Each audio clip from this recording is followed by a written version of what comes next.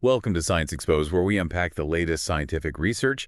And today's episode is curated by Dr. Cameron Jones. Yes. You can find more of his work at www.jarkcameronjones.ai.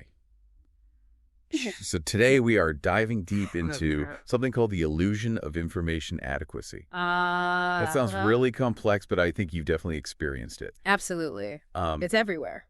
Okay, so tell me about it. What is it? Well, it's this sneaky little bias that we all have. Okay. Where we think we know enough to make a judgment, Okay. even when we are missing a ton of information. Oh. Think about this.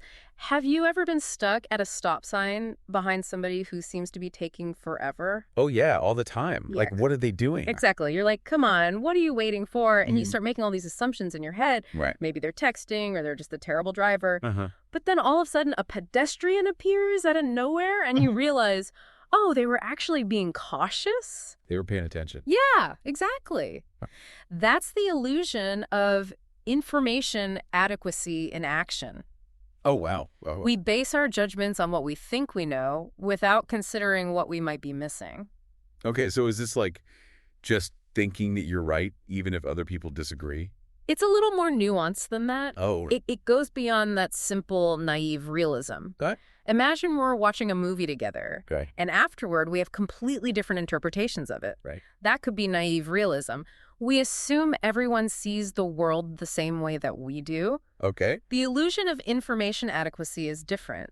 It suggests that even when we agree on the basic facts, Okay. the amount of information we have can drastically shape our opinions. Oh, so like even if we're both looking at the same puzzle, the person with more pieces is going to have a clearer picture. Exactly. And they might not even realize they're missing pieces. Oh, that's interesting. There was this fascinating study in the journal PLOS1 Okay. where researchers asked participants to decide whether two schools should merge. Okay. Yeah. Why were they merging? One of the schools was facing a water shortage. Interesting. So Yeah. what happened? So some participants were given all the information about the situation. Okay. The pros and cons of merging, the financial implications, everything. Okay. But other participants were only given half the story. Either just the arguments for merging or just the arguments against. So one group had like the full puzzle, and then the other group only had like half the pieces. That's a great way to put it. Hmm. And here's the crazy thing.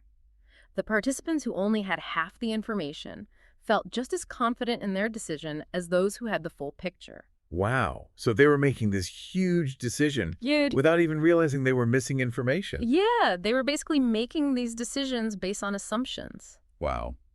That's a little unsettling. And to make matters worse, Oh, no. they also believed that most other people would agree with their decision. Wow. Regardless of how much information they had, this tendency to believe that others agree with us even when they don't is called the false consensus effect. Oh, so they were confident in their decision. They thought everyone else would agree, and they only had half the information. Right. That sounds like a recipe for disaster. Yeah. Yeah. It does sound like a recipe for disaster. Especially in today's world where we're constantly bombarded with information and misinformation from all sides. Yeah. Think about like when you're scrolling through social media Mhm. and you see a headline that just totally confirms your existing beliefs. Yeah. And you might just share it without even reading the article. Oh, yeah. Because you just assume that everyone else will see it the same way you do. Right. Or maybe you're having like this heated debate with a coworker Oh, yeah. and you're so convinced that you're right that you don't even stop to think about their perspective. Did you have blinders on? Yeah, exactly. Yeah. And the more confident we are in our incomplete knowledge, Okay. the less likely we are to actually seek out new information or consider alternative perspectives. So we just get stuck. We get trapped in these echo chambers, Oh, yeah. surrounded by people who agree with us. Right. And then that illusion of information adequacy just gets stronger and stronger. So what can we do about it? Are we just doomed to misunderstand each other forever? Not necessarily. The first step is just awareness. Okay. Just recognizing that this bias exists and that we are all susceptible to it. Right. Just acknowledging the possibility that we might be missing information Okay. can make us start to be more critical of our own assumptions. Yeah, I guess that means being willing to admit that you might be wrong. Exactly. Which can be hard. It can be really hard. It's so much easier to just stick with what we think we know, Right. but it's important to challenge ourselves.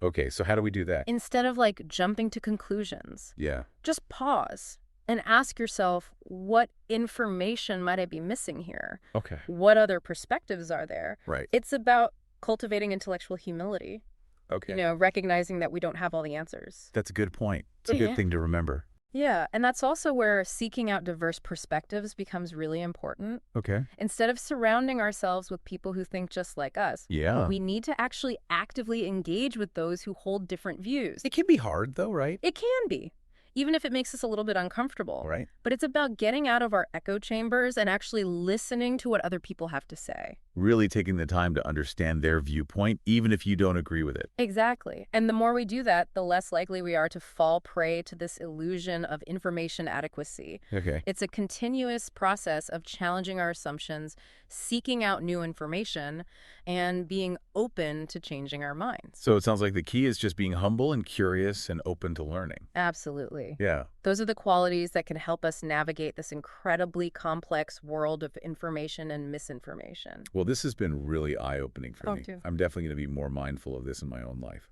I think we all should. It's a journey, but I think it's a journey worth taking. Definitely.